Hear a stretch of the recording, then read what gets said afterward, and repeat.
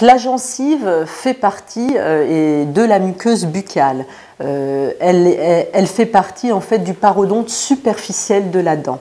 Le parodonte, c'est quoi? C'est ce qui soutient la dent, à savoir, donc on a la gencive qui est normalement d'une couleur claire, rose et piquetée. D'accord? Elle peut être épaisse ou fine.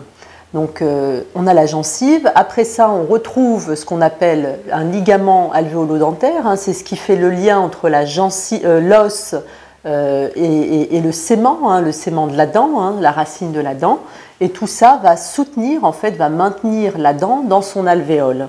C'est ce qui permet en fait le maintien de la dent au niveau des os maxillaires et mandibulaires. Alors, ces gencives peuvent être le lieu d'inflammation gingivale, hein, c'est ce qu'on appelle plus communément une gingivite. On s'attardera sur la gingivite bactérienne, qui est due en fait à une accumulation de plaques bactériennes.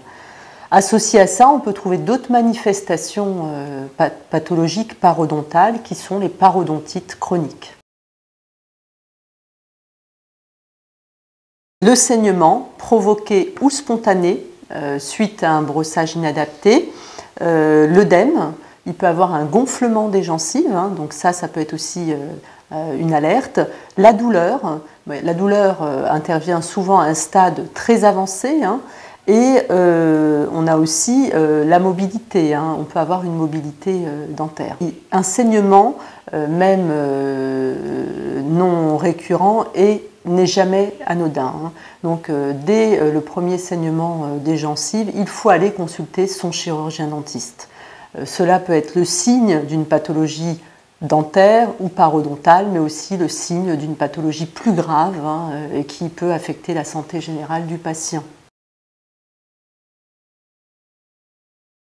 Le tabac est un facteur général des maladies parodontales, en général, que ce soit la gingivite ou la parodontite. Il faut savoir que chez les patients fumeurs, on a en fait une vasoconstriction au niveau de la circulation, et en fait ces patients saignent très peu. Donc le saignement, qui est un signe avant-coureur, hein, de la gingivite ou de la parodontite, peut amener nos patients à venir nous consulter.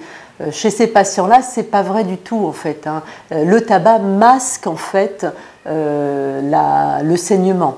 Donc les patients fumeurs arrivent souvent très tardivement et la pathologie parodontale est souvent à un stade très avancé. Dans certaines modifications hormonales, essentiellement chez les jeunes femmes, parfois avant leurs règles, chez les femmes préménopausées, chez les femmes enceintes, on va avoir une modification, on va avoir un taux d'hormones, essentiellement la progestérone, qui va être augmenté et qui va en fait interagir, je ne vais pas rentrer dans le détail, sur ces mécanismes de défense, hein, et sur les cellules par rapport aux bactéries. On va avoir en fait une inflammation un peu plus marquée, hein. C'est ce qu'on appelle chez la femme enceinte la gingivite gravidique, et puis chez les adolescents on peut avoir ces périodes de parodontite prépubertaire.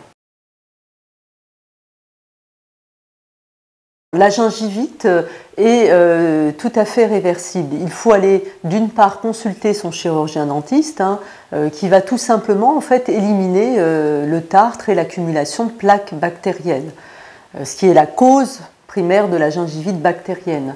La deuxième chose, et que votre dentiste vous dira certainement, c'est d'avoir et de maintenir sur le long terme une hygiène bucco-dentaire. Donc avec un brossage adapté, avec une brosse à dents adaptée, et éventuellement tout le matériel qui peut aller avec, les bâtonnets interdentaires, le révélateur de plaques qui peut aider le patient à améliorer et à perfectionner son brossage. La bonne technique de brossage, hein, c'est ce qu'on apprend aux enfants maternels, voire d'élémentaire. On va faire court, c'est une technique, alors déjà d'utiliser une brosse à dents avec des brins souples, c'est fondamental pour éviter l'usure et pour éviter de s'abîmer ses gencives et de créer un autre souci, ce qu'on appellerait une rétraction ou déchaussement des dents. C'est d'avoir un brossage vertical essentiellement, du rouge vers le blanc, c'est-à-dire de la gencive vers la dent. Donc rouge vers le blanc, Une brosse à dents angulée à 45 degrés et faire ça secteur par secteur, dent par dent, face interne, face externe, au-dessus. Un bon brossage doit durer minimum, je dis bien minimum 3 minutes, le matin après le petit déjeuner, le soir avant de vous coucher.